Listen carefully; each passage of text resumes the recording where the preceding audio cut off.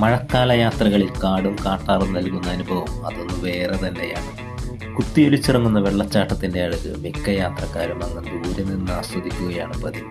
നുരഞ്ഞു പതഞ്ഞ് പാഞ്ഞൊഴുകുന്ന അതിരപ്പിള്ളി വെള്ളച്ചാട്ടത്തിൻ്റെ ഹൃദയം തൊട്ടറിയണമെങ്കിൽ പതനസ്ഥാനത്തേക്ക് തന്നെ പോകണം. പച്ചപ്പണിഞ്ഞ കാട്ടുവഴിയിലൂടെ താഴെ എത്തുമ്പോൾ ആർത്തുലച്ചെത്തുന്ന വെള്ളച്ചാട്ടത്തിൻ്റെ രൗദ്രഭാവം അടുത്തറിയാം.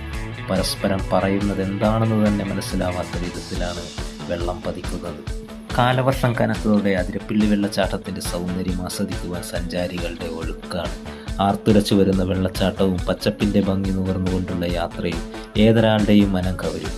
നിറഞ്ഞു കവിഞ്ഞ ചാലക്കുടി പുഴ രൗദ്രഭാവത്തിൽ കരിമ്പാറക്കൂട്ടങ്ങളെ തഴുകി താഴേക്ക് പതിക്കുമ്പോൾ അതിരപ്പിള്ളി വെള്ളച്ചാട്ടം അതിൻ്റെ പൂർണ്ണ സൗന്ദര്യത്തിൽ നിറഞ്ഞു നിൽക്കുന്നു.